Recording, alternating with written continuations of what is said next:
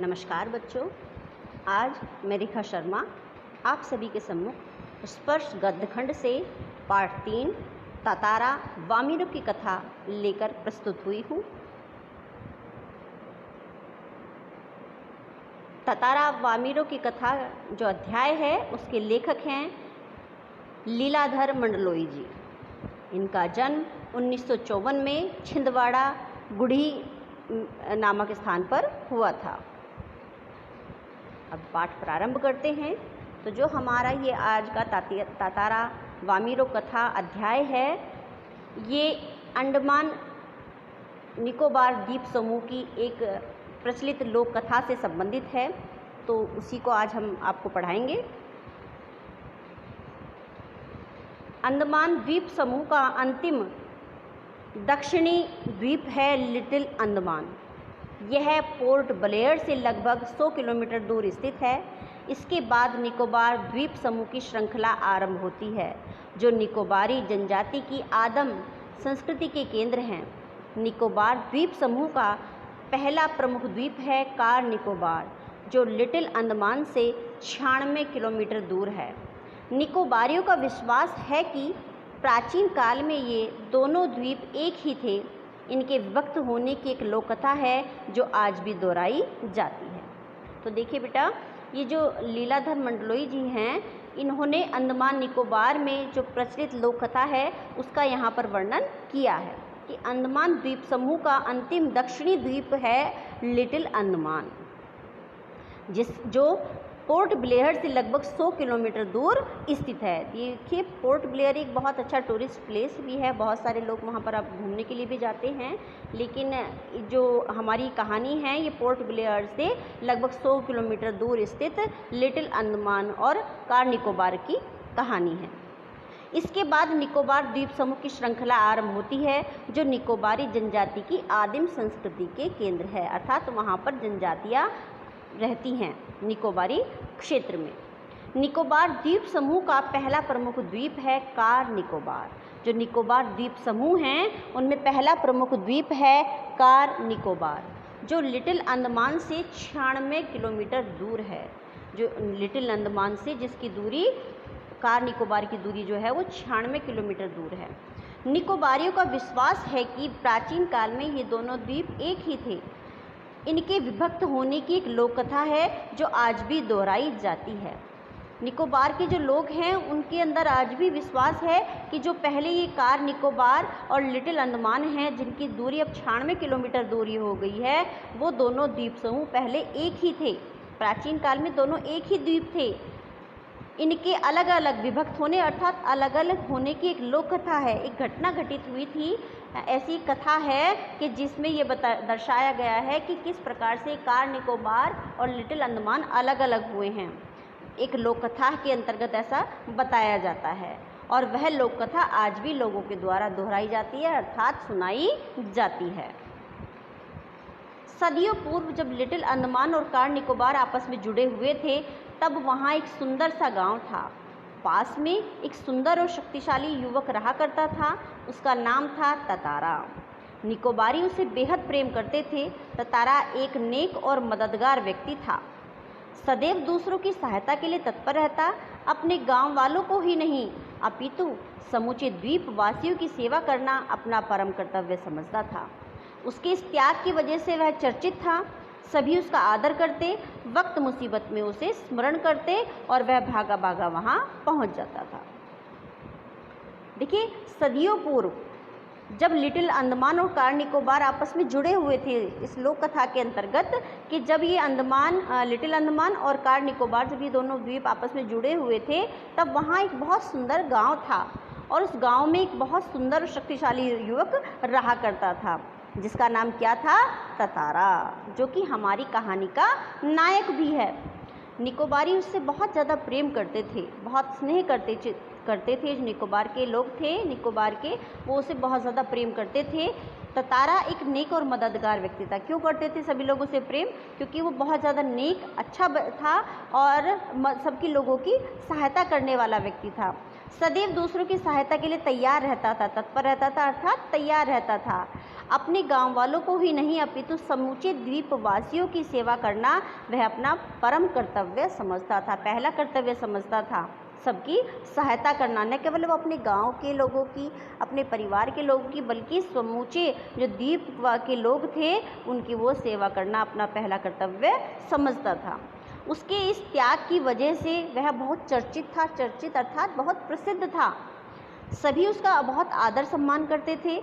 वक्त मुसीबत में उसे स्मरण करते थे, याद करते थे, अपने ऊपर विपत्ति आने पर लोग उसे याद करते थे और वह भी बिना संकोच किए, बिना समय गंवाए उनके पास पहुंचकर लोगों की सहायता किया करता था।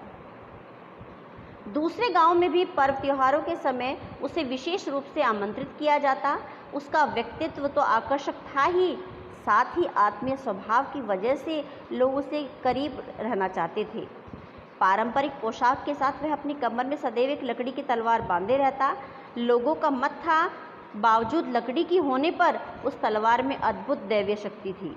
ततारा अपनी तलवार को कभी अलग नहीं होने देता, उसका दूसरों के सामने उपयोग भी न करता, किंतु उसके चर्चित साहसिक कारनामों के कारण लोग बाग तलवार में अद्भुत शक्ति का होना मानते थे। ततारा की तलवार एक विलक्षण रहस्य थी। लेकिन दूसरे गांव के पर्व त्योहारों में भी उसको विशेष रूप से आमंत्रित किया जाता था। आमंत्रित यानी कि उसको बुलाया जाता था, उसको इनवाइट किया जाता था। अपने गांव में ही नहीं, क्योंकि वो सभी लोगों की सहायता करने के लिए हमेशा तैयार रहता था, न केवल अपने गांव की बल्कि द्वीप जो दूसरे गांव थे उस द्वीप पर उन लोगों की भी सहायता करने के लिए हमेशा तैयार रहता था। तो सभी लोग उसका बहुत ज़्यादा मान सम्मान किया करते थे और दूसरे गाँव वाले भी पर्व त्योहारों के समय पर उसे अपने यहाँ पर बुलाया करते थे। उसका व्यक्तित्व तो आकर्षक था ही, यानी देखने में तो वो बहुत ज़्यादा आकर्षक था ही, साथ ही आत्मीय स्वभाव की वजह से भी लोग उसके करीब रहना चाहते थे। उसके जो आत्मीय गुण थे वो भी बहुत अच्छे थे, लोग उससे भी बहुत ज़्यादा प्रभावित थे और सभी लोग उसके समीप रहना चाहते थे, अर्थात उससे मित्रता करना चाहते थे, उसके दोस्त बनना चाहते थे। पारंपरिक पोशाक के साथ वह अपनी कमर में सदैव एक लकड़ी की तलवार बांधे रहता था। जैसे आपको पता है ये जनजाति का युवक था, जो ये हमारा ततारा है ये जनजाति का युवक था। तो जो उनकी वहाँ की पारंपरिक पोशाक होती है वो उस पोशाक के साथ साथ अपनी कमर में हमेशा एक लकड़ी की तलवार भी बांधे रहता था। लोगों का मत था कि बावजूद लकड़ी की होने का उस तलवार में अद्भुत दैवीय शक्ति है। लोग ऐसा मानते थे कि लकड़ी की होने के बावजूद भी उस तलवार में अद्भुत शक्तियाँ हैं। ततारा अपनी तलवार को कभी अलग नहीं होने देता था। जो ततारा था वो कभी भी अपनी तलवार को अपने से दूर नहीं होने देता था। उसका दूसरों के सामने उपयोग भी नहीं करता था। उस अपनी लकड़ी की तलवार का ततारा कभी दूसरों के सामने उपयोग भी नहीं करता था, किंतु उसके चर्चित साहसिक कारनामों के कारण, लेकिन जो उसके साहसिक कारनामे जो सभी लोगों में बहुत ज़्यादा प्रसिद्ध थे, उन कारनामों के कारण लोगों का ये मत था कि उस तलवार में अद्भुत शक्तियाँ हैं। क्योंकि ततारा जो है वो इतने साहसिक कार्य किया करता था, तो लोगों के मन में ऐसा विश्वास था कि ततारा की तलवार में लकड़ी के होने के बावजूद अद्भुत शक्तियाँ हैं। ततारा की वो जो तलवार थी वो एक विलक्षण रहस्य थी। लोगों के मन में उसके प्रति जिज्ञासा थी कि ऐसी क्या शक्तियाँ हैं ततारा की तलवार के अंतर्गत। एक शाम ततारा दिन भर के अथक परिश्रम के बाद समुद्र किनारे टहलने निकल पड़ा। सूरज समुद्र से लगे क्षितिज तले डूबने को था। समुद्र से ठंडी बयारें आ रही थी। पक्षियों की सायंकालीन चहचहाटे स्नेह क्षीण होने को थी। उसका मन शांत था। विचार मग्न ततारा समुद्री बालू पर बैठकर सूरज की अंतिम रंग बिरंगी किरणों को समुद्र पर निहारने लगा। तभी कहीं पास से उसे मधुर गीत गूंजता सुनाई दिया। गीत मानो बहता हुआ उसकी तरफ आ रहा हो। बीच बीच में लहरों का संगीत सुनाई देता। एक शाम की बात है कि ततारा दिन भर के अथक कहते हैं बिना थके बिना रुके लगातार परिश्रम करने के बाद समुद्र किनारे घूमने के लिए निकल पड़ा। टहलने के लिए अर्थात घूमने के लिए निकल पड़ा। सूरज समुद्र से लगे क्षितिज तले डूबने को था। सूरज जो है वो समुद्र में डूबने के लिए तैयार था। समुद्र से ठंडी बयारें कहते हैं ठंडी हवाएं समुद्र की ओर से ठंडी हवाएं आ रही थी और पक्षियों की जो सायंकालीन चहचहाटे थी वो भी सने सने अर्थात धीरे धीरे क्षीण हो रही थी, अर्थात कम हो रही थी, है ना, धीरे धीरे कमज़ोर हो रही थी अर्थात धीरे धीरे कम हो रही थी। उसका मन शांत था, ततारा का जो मन था बिल्कुल शांत था। विचार मग्न ततारा समुद्री बालू पर बैठकर सूरज की अंतिम जो रंग बिरंगी किरणें समुद्र की लहरों पर पड़ रही थी उनको वो बैठा हुआ देख रहा था। तभी कहीं पास से उसके कानों में जो मधुर मीठा संगीत जो गीत है वो गूंजता हुआ उसे सुनाई पड़ा। गीत मानो बहता हुआ उसकी तरफ आ रहा हो, ऐसा लग रहा था कि गीत उसी के लिए उसी की तरफ बहता हुआ आ रहा हो, अर्थात वो गीत सुनने लगा। बीच बीच में लहरों का संगीत भी सुनाई पड़ रहा था, बीच बीच में लहरों की आवाज़ें भी उसे सुनाई पड़ रही थी। किसको? ततारा को। गायन इतना प्रभावी था कि वह अपनी सुध-बुध खोने लगा। लहरों के प्रबल वेग ने उसकी तंद्रा भंग की। चैतन्य होते ही वह उधर बढ़ने को विवश हो उठा जिधर से अब भी गीत के स्वर बह रहे थे। वह विकल सा उस तरफ बढ़ता गया। अंततः उसकी नज़र एक युवती पर पड़ी जो ढलती हुई शाम के सौंदर्य में बेसुध एकटक समुद्र की देह पर डूबते आकर्षक रंगों को निहारते हुए गा रही थी। यह एक श्रृंगार गीत था। देखिए, गायन इतना प्रभावी था, इतना प्रभावशाली गायन था कि वह अपनी सुध-बुध खोने लगा। जो ततारा था उस गाने की आवाज़ को सुनकर, उस गीत को सुनकर अपने इतना मदमस्त हो गया कि उसे अपना ख्याल ही नहीं रहा। लहरों के एक प्रबल वेग ने उसकी तंद्रा भंग की। जब वो एक उस तरह से उस गाने में पूरी तरह से डूब गया था तो लहरों के एक प्रबल बहुत तेज़ लहर आई जिससे उस लहर के माध्यम से उसकी जो तंद्रा थी, जिस मदहोशी में वो खो गया था, उस गाने की मदहोशी में वो खो गया था, एकदम से वो टूट गई। चैतन्य होते ही जब उसे थोड़ा सा होश आया तो आते ही वह उधर बढ़ने को विवश हो गया जिधर से उस गीत के स्वर आ रहे थे, अर्थात ततारा उस ओर आगे बढ़ गया जिस ओर से गीत के स्वर आ रहे थे। वह विकल सा उस तरफ बढ़ता गया। वह विकल अर्थात बेचैन सा होकर वो उस तरफ बढ़ता जा रहा था। अंततः उसकी नज़र एक युवती पर पड़ी। अंत में उसे एक युवती दिखाई पड़ी जो कि शाम के समय में जो बेसुध होकर, अर्थात वो युवती भी एक उस गीत में मदमस्त होकर और एकटक समुद्र की देह पर, अर्थात समुद्र की लहरों पर जो डूबते हुए सूरज की सुंदर आकर्षक किरणों का रंग था उसको निहारते हुए लगातार गाए जा रही थी। और यह एक श्रृंगार गीत था, अर्थात श्रृंगार गीत मतलब कि प्रेम से परिपूर्ण, प्रेम भावना से परिपूर्ण वो एक गीत था जिसको वो गा रही थी।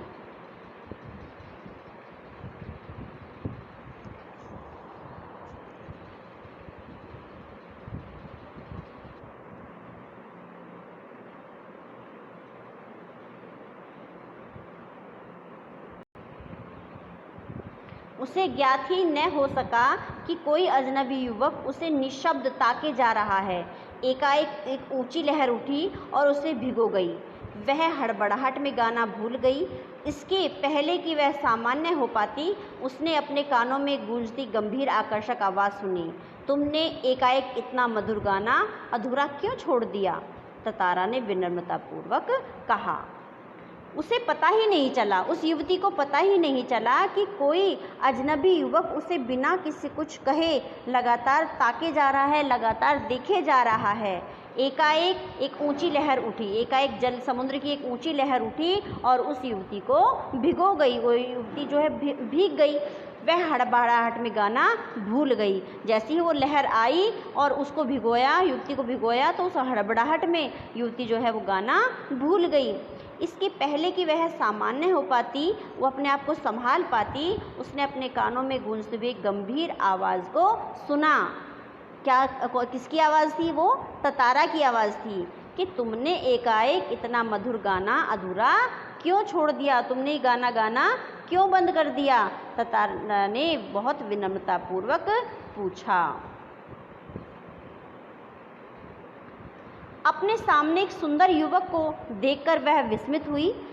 उसके भीतर किसी कोमल भावना का संचार हुआ, किंतु अपने को संयत कर उसने बेरुखी के साथ जवाब दिया, पहले बताओ तुम कौन हो? इस तरह मुझे घूरने और इस असंगत प्रश्न का कारण? अपने गांव के अलावा किसी और गांव के युवक के प्रश्नों का उत्तर देने के मैं बाध्य नहीं हूँ, यह तुम भी जानते हो।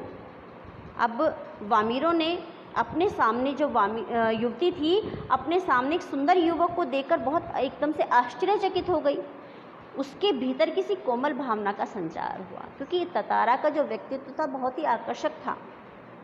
तो एक आकर्षक व्यक्तित्व को देखकर उस युवती के मन में कोमल भावना का संचार हुआ, ठीक है। किंतु उसको संयत कर उसने उस भावना को रोक कर बेरुखी से के साथ जवाब दिया। किसको? ततारा को बेरुखी के साथ जवाब दिया कि पहले तुम बताओ तुम कौन हो और इस तरह मुझे क्यों घूर रहे हो, और इस असंगत प्रश्न का कारण क्या है। अब तुम्हें नहीं पता कि अपने गांव के अलावा किसी और गांव के युवक के प्रश्नों का उत्तर देने के लिए मैं बाध्य नहीं हूँ। ये ज़रूरी नहीं कि मैं तुम्हारे प्रश्नों का उत्तर दूँ, यह तुम भी अच्छे से जानते हो। ततारा मानो सुध-बुध खोए हुए था। जवाब देने के स्थान पर उसने पुनः अपना प्रश्न दोहराया, तुमने गाना क्यों रोक दिया? गाओ, गीत पूरा करो। सचमुच तुमने बहुत सुरीला कंठ पाया है। यह तो मेरे प्रश्न का उत्तर ना हुआ, युवती ने कहा। सच बताओ तुम कौन हो? लपाती गांव में तुम्हें कभी नहीं देखा। ततारा मानो सम्मोहित था। उसके कानों में युवती की आवाज़ ठीक से पहुंच न सकी। उसने पुनः विनय की, तुमने गाना क्यों रोक दिया? गाओ ना। ठीक है, ततारा मानो सुध-बुध खोए हुए था, एक तरह से अपने आप को भूल चुका था। उस गाने की आवाज़ के मधुर स्वर को सुनकर जो ततारा था एक तरह से अपने बिल्कुल सोचने समझने की जो शक्ति थी उसको एक तरह से खो चुका था, मदमस्त हो गया था। जवाब देने के स्थान पर उसने दोबारा से जो युवती ने उससे प्रश्न किया था उसका जवाब देने के स्थान पर उसने वापस से अपना प्रश्न दोहराया कि तुमने गाना क्यों रोक दिया है? गाओ और इस गीत को पूरा करो।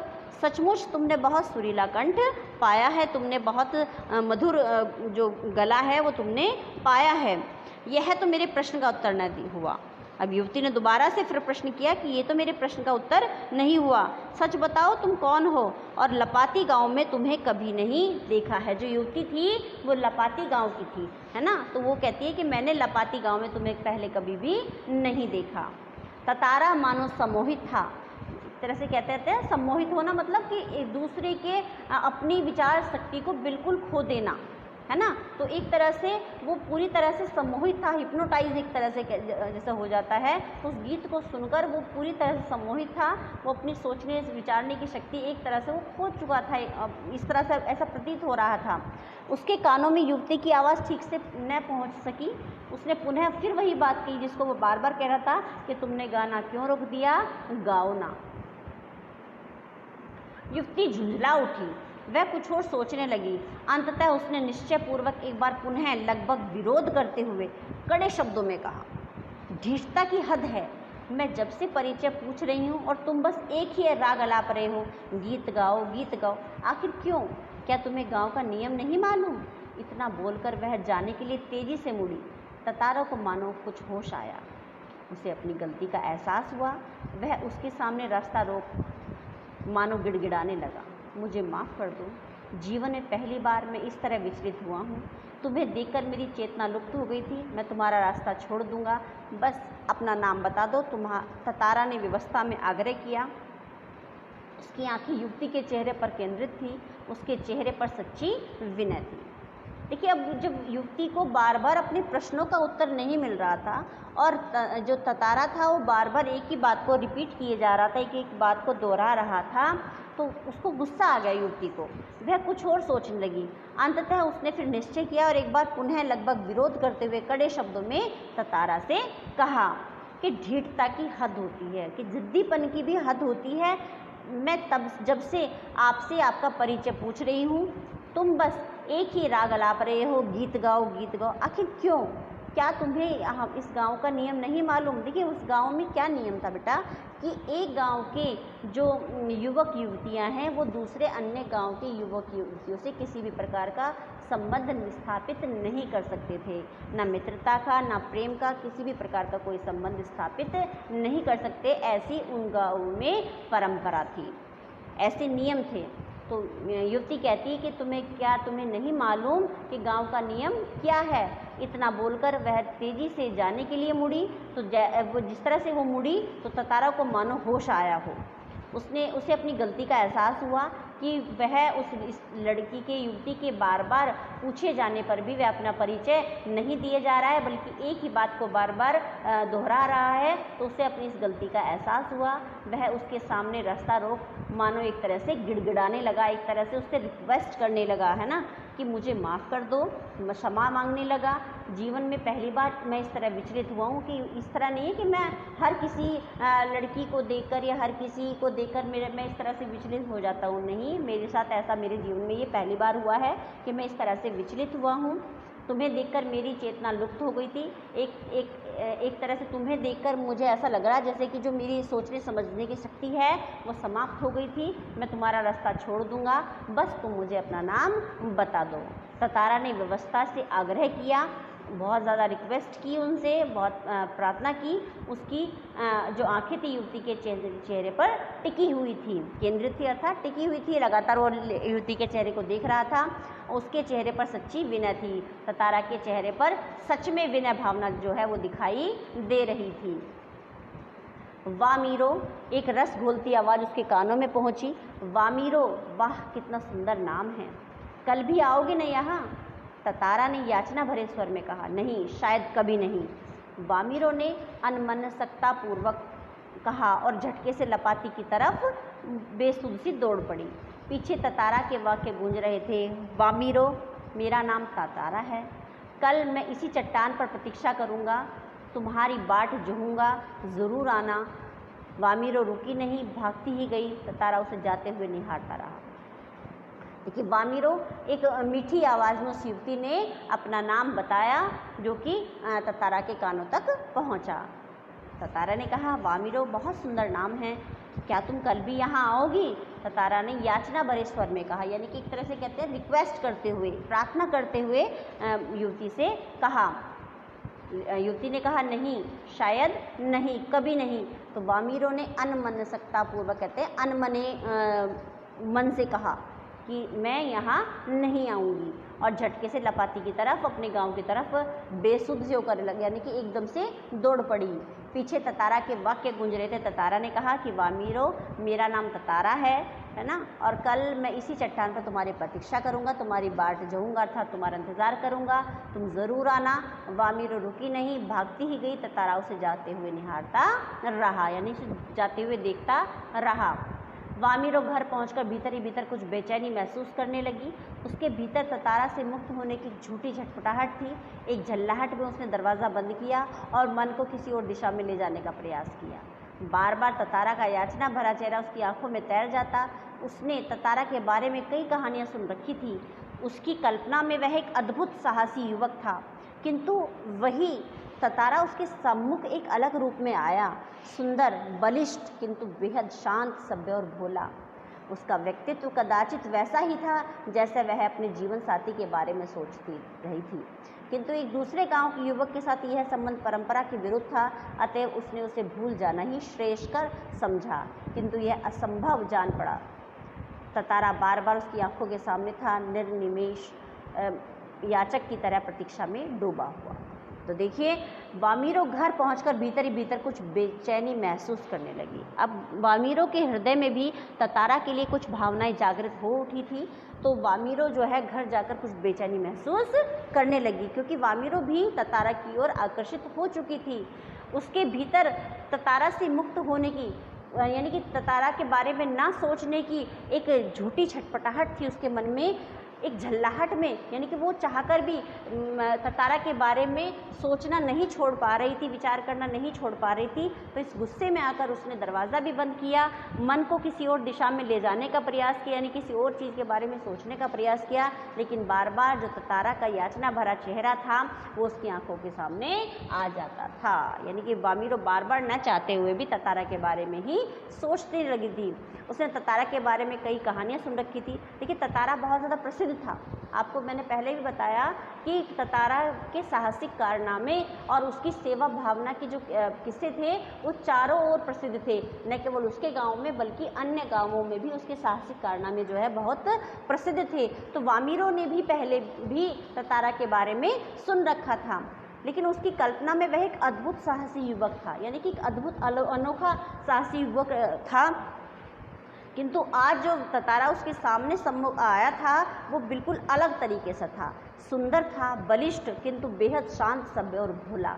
ये सारे गुण वह अपने जीवन साथी में देखना चाहती थी और वही सारे गुण उसे आज ततारा में दिखाई पड़ रहे थे।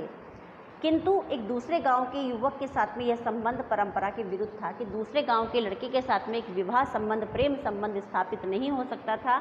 ये उनके गांव की परंपरा थी और जो सारे गुण उसे आज ततारा में दिखाई दे रहे थे वह अपने जीवन साथी में भी देखना चाहती थी। लेकिन ये जो जीवन साथी का संबंध है ये ततारा के साथ में स्थापित नहीं हो सकता था क्योंकि उनके गाँव में यह परंपरा के विरुद्ध था। अतः उसने उसे भूल जाना ही श्रेष्ठ कर समझा, यानी कि अच्छा समझा कि ततारा को वह भूल जाए। किंतु यह असंभव जान पड़ा था। लेकिन लाख कोशिशों के बावजूद भी वामीरो ततारा को भूल नहीं पा रही थी। ततारा बार बार उसकी आंखों के सामने आ जाता था, निर्निमेष याचक की तरह प्रतीक्षा में डूबा हुआ। निर्निमेष किसे कहते हैं बेटा? कि जो अपनी बिना पलक झपकाए याचक की तरह प्रतीक्षा करता हुआ जो ततारा का चेहरा था वो बार बार वामीरो के सामने आ जाता था। किसी तरह रात बीती, दोनों के हृदय व्यथित थे। किसी तरह आँच रहित एक ठंडा और उबाऊ दिन गुजरने लगा। शाम की प्रतीक्षा थी। ततारा के लिए मानो पूरे जीवन के लिए प्रतीक्षा थी। उसके गंभीर और शांत जीवन में ऐसा पहली बार हुआ था। वह अचंभित था, साथ ही रोमांचित भी। दिन ढलने के काफ़ी पहले वह लपाती की उस समुद्री चट्टान पर पहुंच गया। वामीरो की प्रतीक्षा में एक एक पल पहाड़ की तरह भारी था। उसके भीतर एक आशंका भी दौड़ रही थी। अगर वामीरो न आई तो वह कुछ निर्णय नहीं कर पा रहा था, सिर्फ परीक्षारत था। बस आज की किरण थी जो समुद्र की देह पर डूबती किरणों की तरह कभी भी डूब सकती थी। लेकिन किसी तरह जो रात थी वो बीती। दोनों के मन एक दूसरे के प्रति आकर्षित थे। दोनों के मन एक दूसरे के बारे में सोच रहे थे। तो किसी तरह से दोनों की जो रात्रि है वो बीत गई। दोनों के हृदय व्यथित थे। जो वामीरो और ततारा था, दोनों के हृदय जो है बहुत ज़्यादा बेचैन थे। किसी तरह जो आँच रहित एक ठंडा और उबाऊ दिन गुजरने लगा, क्योंकि वो दिन उबाऊ लगता है जब हम किसी की प्रतीक्षा करते हैं। तो वो जो दिन है पूरा का पूरा दिन ही वो हमें बहुत ज़्यादा उबाऊ लगता है, बहुत ज़्यादा बोरिंग लगता है हमें वो जो दिन है। तो आँच रहित अर्थात पूरी तरह से अनमना वो दिन जो है वो उनका व्यतीत हुआ। शाम की प्रतीक्षा थी क्योंकि शाम के समय वो दोनों आपस में मिलना चाहते थे, है ना, क्योंकि ततारा उसका वहाँ पर समुद्र की चट्टान पर समुद्र के किनारे उसका इंतज़ार करता। तो दोनों उसको शाम की प्रतीक्षा थी। ततारा के लिए मानो पूरे जीवन की अकेली प्रतीक्षा थी। ततारा को मानो ऐसा लग रहा था कि ये जो प्रतीक्षा आज ये दिन जो बीत रहा है, ये जो मैं उस समय की प्रतीक्षा कर रहा हूँ, ये प्रतीक्षा मेरी आज तक की सबसे बड़ी प्रतीक्षा है। उसके गंभीर और शांत जीवन में ऐसा पहली बार हो रहा था। वह बहुत आश्चर्यचकित था, साथ ही बहुत रोमांचित भी था, यानी बहुत खुश भी था। दिन ढलने के काफ़ी पहले वह लपाती के समुद्री चट्टान पर पहुंच गया था, जहां पर उसने उस युवती को गाना गाते हुए देखा था, वामीरो को गाना गाते हुए देखा था। तो ततारा वहां दिन ढलने से बहुत पहले ही पहुंच गया था। वामीरो की प्रतीक्षा में एक एक पल पहाड़ की तरह भारी लग रहा था, यानी कि एक एक पल उसे बहुत भारी लग रहा था, बहुत लंबा लग रहा था।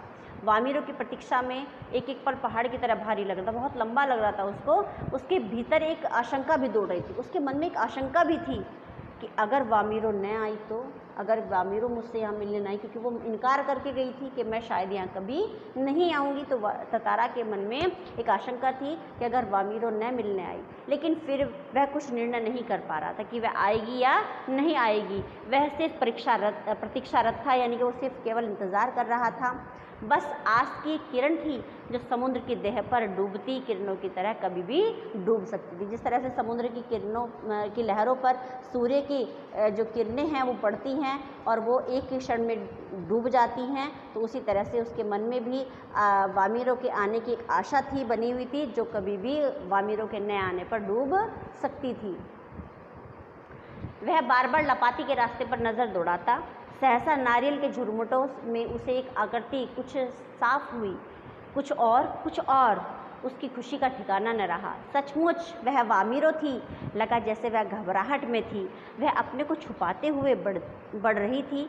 बीच बीच में इधर उधर दृष्टि दौड़ाना नहीं भूलती। फिर तेज कदमों से चलती हुई ततारा के सामने आकर ठिठक गई। दोनों शब्दहीन थे। कुछ था जो दोनों के भीतर बह रहा था। एकटक निहारते हुए वे जाने कब तक खड़े रहे। सूरज समुद्र लहरों में कहीं खो गया। अंधेरा बढ़ रहा था। अचानक वामिरो कुछ सचेत हुई और घर की तरफ दौड़ पड़ी। ततारा अभी भी वहीं खड़ा था, निश्चल, शब्दहीन। देखिए, बार बार लपाती के रास्ते पर वह नज़र दौड़ा रहा था। जब ततारा उस समुद्री चट्टान पर बैठकर पर जाकर वामिरो का रास्ता देख रहा था, तो वह लपाती के उसी रास्ते की ओर देख रहा था बार बार, जिससे वामिरो जो है वो दौड़कर अपने गांव में गई थी। जैसे ही वो उसका इंतज़ार कर रहा था, सहसा उसे नारियल के झुरमुटों में, अच्छा, नारियल के जो वृक्ष के झुरमुट थे हैं, वहाँ पर उसे एक आकृति दिखाई दी। वो धीरे धीरे वो आकृति साफ हुई और उसकी ततारा की खुशी का जो है वो ठिकाना न रहा, क्योंकि वह जो आकृति थी वह वामिरो की थी और वामिरो वहाँ उससे मिलने के लिए आ गई थी। जैसे वह घबराहट में थी, लेकिन ऐसा लग रहा था कि जैसे वो बहुत ज़्यादा घबराई हुई हो, क्योंकि वो छुपते हुए आगे बढ़ रही थी और बीच बीच में इधर उधर दृष्टि भी डाल रही थी कि कोई उसको देख तो नहीं रहा है। फिर तेज कदमों से चलती हुई ततारा के सामने आकर ठिठक गई, अर्थात रुक गई। दोनों शब्दहीन थे, दोनों ने एक दूसरे से कुछ नहीं कहा। जो कुछ था दोनों के भीतर चल रहा था, यानी कि जो कुछ भी भावनाएं थी, जो कुछ भी प्रेमपूर्ण भावनाएं थी, वो दोनों के हृदय में चल रही थी। दोनों ने एक दूसरे से कुछ भी नहीं कहा। एकटक निहारते हुए वे जाने कब तक खड़े रहे, यानी कि एक दूसरे को देखते हुए न जाने कब तक खड़े रहे। सूरज समुद्र की लहरों में कहीं खो गया। अंधेरा बढ़ रहा था। अचानक वामिरो को कुछ होश आया, यानी कि उसको लगा कि अंधेरा बढ़ रहा है और उसे वापस घर जाना चाहिए और वह घर की ओर दौड़ पड़ी। ततारा अभी भी वहाँ खड़ा था, निश्चल और शब्दहीन, यानी बिना कुछ कहे ततारा अभी भी वहाँ पर खड़ा हुआ था। दोनों रोज उसी जगह पहुँचते और मूर्तिवत एक दूसरे को निर्निमेष ताकते रहते। बस भीतर समर्पण था जो अनवरत गहरा रहा था। लपाती के कुछ युवकों ने इस मूक प्रेम को भांप लिया और खबर हवा की तरह बह उठी। वामिरो लपाती गांव की थी और ततारा पासागा। दोनों का संबंध संभव न था। रीति के अनुसार दोनों को एक ही गांव का होना आवश्यक था। वामिरो और ततारा को समझाने बुझाने के कई प्रयास हुए, किंतु दोनों अडिग रहे। वे नियमतः लपाती के उसी समुद्री किनारे पर मिलते रहे। अफवाहें फैलती रही। लेकिन दोनों रोजाना उसी जगह पर पहुंचते और मूर्ति के वत कहते हैं चुपचाप, बस एक दूसरे को बिना पलक झपकाए देखते रहते थे। निर्निमेष कहते हैं बिना पलक झपकाए, एक टक दृष्टि से एक दूसरे को देखते रहते थे। बस भीतर समर्पण था जो एक दूसरे के प्रति था, यानी कि दूसरे के प्रति वो एक दूसरे अपने आप को समर्पित कर चुके थे, और जो ये संबंध था, जो उनका समर्पण था, वो और ज़्यादा गहरा होता जा रहा था। जो उनकी प्रेम भावना थी और ज़्यादा गहरी होती जा रही थी। लपाती के कुछ युवकों ने इस मूक प्रेम को भांप लिया। जो लपाती के कुछ युवक थे उन लोगों ने उनको दोनों को देख लिया, है ना, और जो ये खबर थी वो हवा की तरह फैल गई। जिस तरह से हवा चारों ओर फैल जाती है, उस तरह से जो वामिरो और ततारा की प्रेम की बात थी वो चारों ओर गांव में फैल गई। क्योंकि वामिरो जो थी वो लपाती गांव की थी और ततारा किस गांव का था? पासा गांव का था। ये क्वेश्चन बेटा कई आ जाता है कई बार, तो इसको आप ध्यान से देखेंगे कि वामिरो लपाती गांव की थी और जो ततारा था वो पासा गांव का था। दोनों का संबंध संभव नहीं था, कि दोनों का जो विवाह संबंध है वो संभव नहीं था। क्यों संभव नहीं था? क्योंकि उन दोनों के गांव में ये परंपरा थी कि एक गांव का युवक युवती दूसरे गांव के युवक युवती से विवाह या किसी प्रकार का संबंध नहीं रख सकता। रीति के अनुसार दोनों को एक ही गांव का होना आवश्यक है। वामिरो और ततारा को समझाने बुझाने के बहुत प्रयास किए गए, उन्हें बहुत समझाया गया, किंतु दोनों अडिग रहे, यानी दोनों अपनी बात पर, अपने प्रेम पर अडिग बने रहे और वे नियमतः लपाती के उसी समुद्र किनारे पर रोजाना मिलते रहे और अफवाहें फैलती रही। कुछ समय बाद पासा गांव में पशु पर्व का आयोजन हुआ। पशु पर्व में हष्ट पुष्ट पशुओं के प्रदर्शन के अतिरिक्त पशुओं से युवकों की शक्ति परीक्षा प्रतियोगिता भी होती है। वर्ष में एक बार सभी गांव के लोग हिस्सा लेते हैं। बाद में नृत्य, संगीत और भोजन का भी आयोजन होता है। शाम को सभी लोग पासा में एकत्रित होने लगे। धीरे धीरे विभिन्न कार्यक्रम शुरू हुए। ततारा का मन इन कार्यक्रमों में तनिक न था। उसकी व्याकुल आंखें वामिरो को ढूंढने में व्यस्त थी। नारियल के झुंड के एक पेड़ के पीछे से उसे जैसे कोई झांकता दिखा। उसने थोड़ा और करीब जाकर पहचानने की चेष्टा की। वह वामिरो थी जो भयवश सामने आने से झिझक रही थी। अब देखिए, कुछ समय बाद पासा गांव में एक पशु पर्व का आयोजन किया गया। एक पर्व त्यौहार होता है, पशु पर्व होता है, उसका आयोजन किया गया। पशु पर्व में हष्ट पुष्ट जो शक्तिशाली और ताकतवर पशु होते हैं उनका प्रदर्शन किया जाता है, और पशुओं के अतिरिक्त पशुओं से युवकों की शक्ति परीक्षा प्रतियोगिता भी होती है, यानी कि जो युवक होते हैं उनके पशुओं के साथ में उनकी एक प्रतियोगिता का आयोजन भी किया जाता है। वर्ष में एक बार सभी गांव के लोग हिस्सा लेते हैं, यानी कि सभी जो दूसरे गांव के लोग भी हैं वो भी यहाँ पर आते हैं और हिस्सा लेते हैं। बाद में नृत्य, संगीत और भोजन का भी आयोजन किया जाता है। शाम को सभी लोग पासा में एकत्रित हुए। पासा जो कि ततारा का गांव था, तो वहाँ पर सभी लोग एकत्रित हुए, इकट्ठा हुए। धीरे धीरे विभिन्न कार्यक्रम शुरू हुए, लेकिन ततारा का मन इन कार्यक्रमों में बिल्कुल भी नहीं लग रहा था। उसकी व्याकुल आंखें तो केवल किसको देख रही थी? वामिरों को ढूंढने में व्यस्त थी। नारियल के झुंड के पेड़ के पीछे से उसे ततारा जो वामिरो जो है वो झांकती हुई दिखाई दी, और उसने करीब जाकर देखा तो उसे वामिरो को उसने पहचान लिया, जो कि भयवश सामने आने से झिझक रही थी। उसकी आंखें तरल थी, होठ कांप रहे थे। ततारा को देखते ही वह फूट कर रोने लगी। ततारा विह्वल हो गया, उससे कुछ बोलते ही नहीं बन रहा था। रोने की आवाज़ लगातार ऊंची होती जा रही थी। ततारा किम कर्तव्य विमूढ़ था। वामिरों की रुदन स्वरों को सुनकर उसकी माँ वहाँ पहुँची और दोनों को देखकर आग बबूला हो उठी। सारे गांव वालों की उपस्थिति में यह दृश्य उसे अपमानजनक लगा। इस बीच गांव के कुछ लोग भी वहां पहुंच गए। वामिरों की मां क्रोध में उफन पड़ी। उसने ततारा को तरह तरह से अपमानित किया। गांव के लोग भी ततारा के विरोध में आवाज़ें उठाने लगे। देखिए, जब वामिरो वहाँ पर आई तो वो बहुत घबराई हुई थी। उसकी आंखें तरल यानी कि उसकी आंखें भीगी हुई थी। उसके होठ भी कांप रहे थे। ततारा को देखते ही वह फूट फूट कर रोने लगी, यानी कि वो एकदम से ततारा को देखते ही रोने लगी। ततारा विवल हो गया, बहुत ज़्यादा परेशान हो गया, क्योंकि वो वामिरो के आंसू नहीं देख सकता था, उसको रोते हुए नहीं देख सकता था, तो बहुत ज़्यादा परेशान हो गया। उससे कुछ बोलते ही नहीं बन रहा था, वो कुछ बोल ही नहीं पा रहा था। रोने की आवाज़ लगातार ऊँची होती जा रही थी, यानी कि जो वामिरो थी वो और ज़्यादा तेज़ रोने लगी। ततारा किम कर्तव्य विमूढ़ क्या होता है? जब हम कुछ भी नहीं कर पाते हैं, हम करना चाहते हैं लेकिन हम कुछ भी नहीं कर पाते हैं, तो हो रहा था, यानी कि वो कुछ भी नहीं कर पा रहा था वामिरो को चुप कराने के लिए। वामिरो के रुदन स्वरों को सुनकर उसकी माँ भी वहाँ पहुँच गई। दोनों को देखकर वह आग बबूला हो गई, यानी कि बहुत ज़्यादा क्रोधित हो गई। दोनों को एक साथ देखकर, ततारा और वामिरो को देखकर वो बहुत ज़्यादा गुस्से में आ गई, क्रोध में आ गई।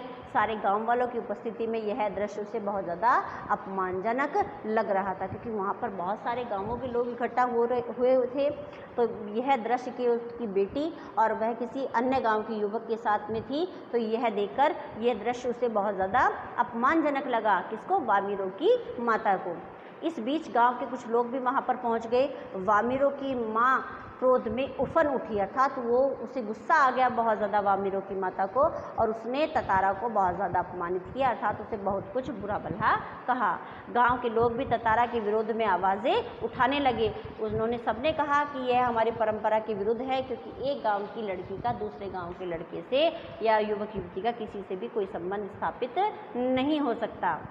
यह ततारा के लिए असहनीय था। वामिरो अब भी रोए जा रही थी। ततारा भी गुस्से से भर उठा। उसे जहां विवाह की निषेध परंपरा पर क्षोभ था, वहीं अपनी असहायता पर खीज।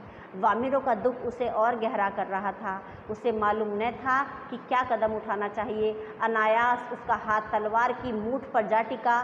क्रोध में उसने तलवार निकाली और कुछ विचार करता रहा।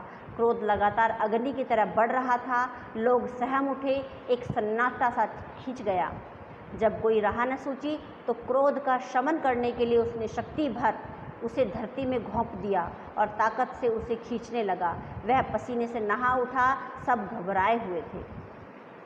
देखिए, यह ततारा के लिए असहनीय था। क्या था कि जो लगातार वामिरो इतनी तेज़ जोर से रोई जा रही थी और वो उसके लिए, उसे चुप कराने के लिए कुछ भी नहीं कर पा रहा था। उधर गांव के लोग भी और जो वामिरो की माता जी हैं वो भी उसको बुरा भला कहे जा रही थी। उसको भी वामिरो जो है वो सहन नहीं कर पा रही थी। तो यह सब उसके लिए बहुत ज़्यादा असहनीय था। वामिरो अब भी लगातार रोए जा रही थी। ततारा भी गुस्से से भर उठा था। ततारा को बहुत ज़्यादा गुस्सा आ गया।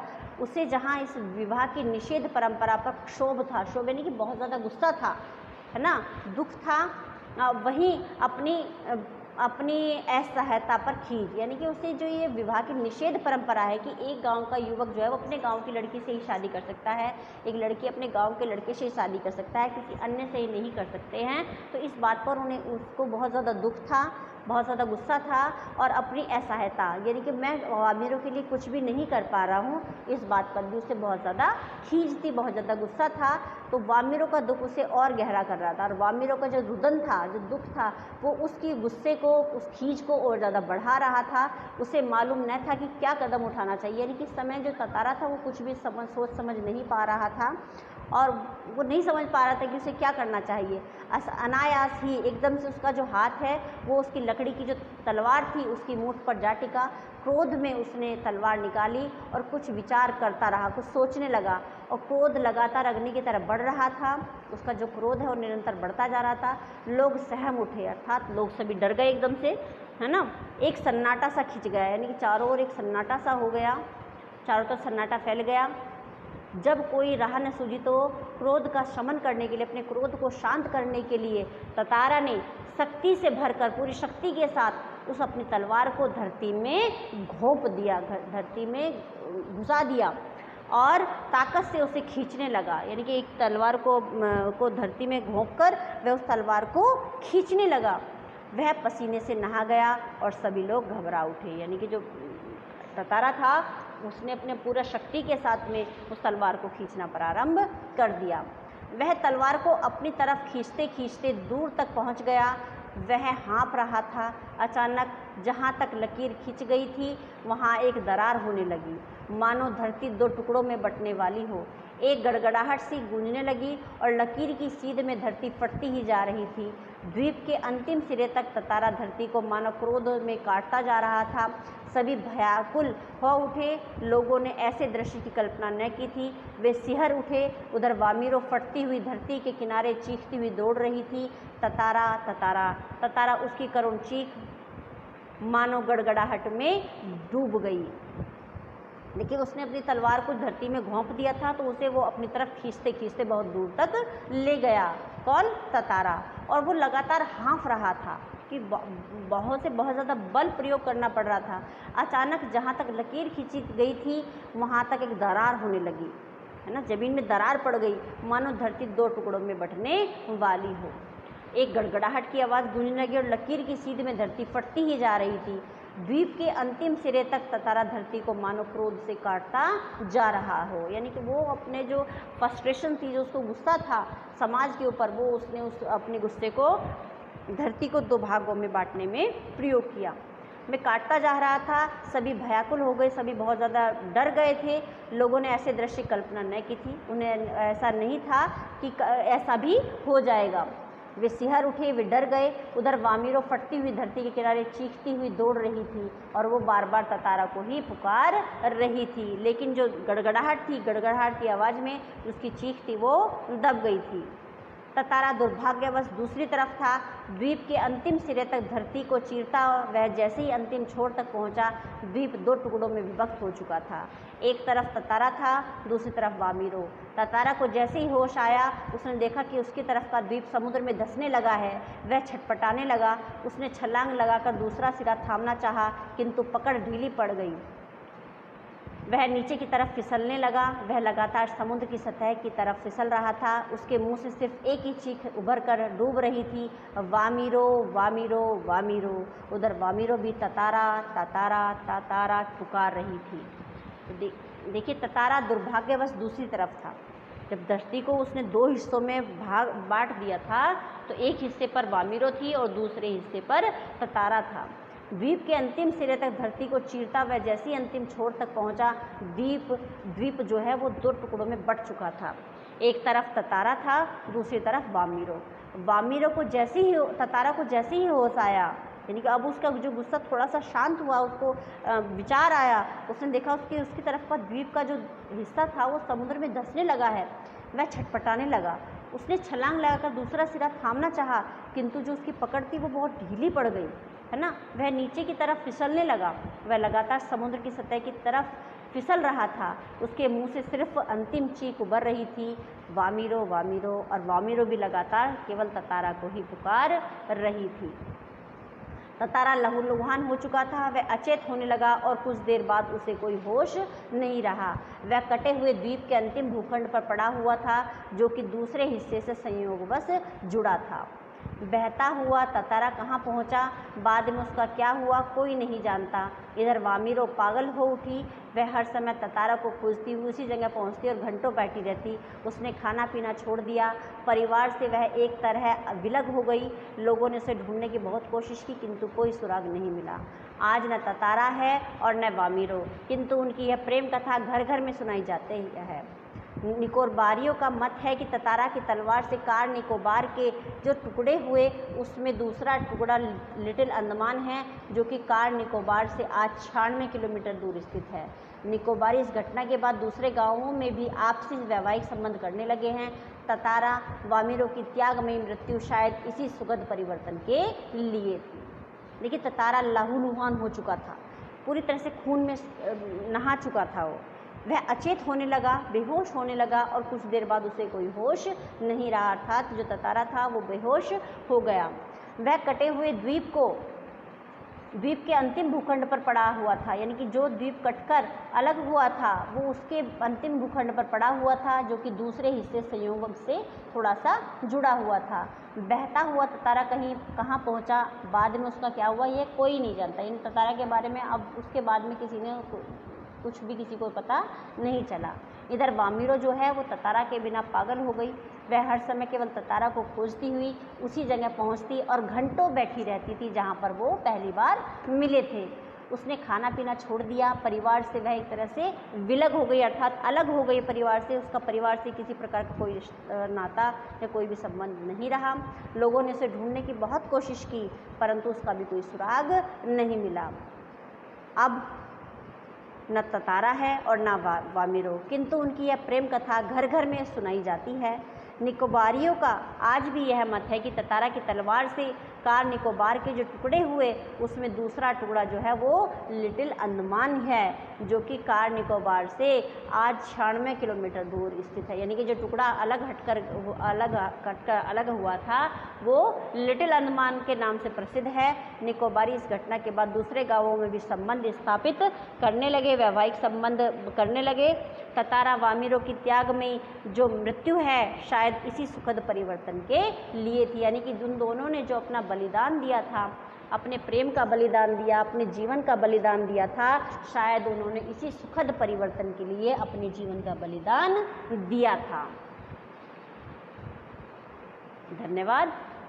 तो इस तरह से ततारा वामिरो की कथा का दुखांत होते हुए भी, दुखांत है ये कहानी, लेकिन उनके मृत्यु के पश्चात जो लोगों के जीवन में जिस प्रकार का परिवर्तन आया, एक गांव के व्यक्ति दूसरे गांव के व्यक्ति से युवक युवती से संबंध स्थापित करने लगे, सौहार्द की भावना उन दोनों गांवों के बीच में हो गई, तो ये उनके लिए बहुत ही सुखद है। और आज भी ये जो कहानी है ये अंडमान निकोबार क्षेत्र में सुनाई जाती है, दोहराई जाती है। इसी के साथ आप सभी का मैं बहुत धन्यवाद करती हूँ और आशा करती हूँ कि आप ये जो पढ़ाया हुआ अध्याय है इसको ध्यानपूर्वक पढ़ेंगी। धन्यवाद।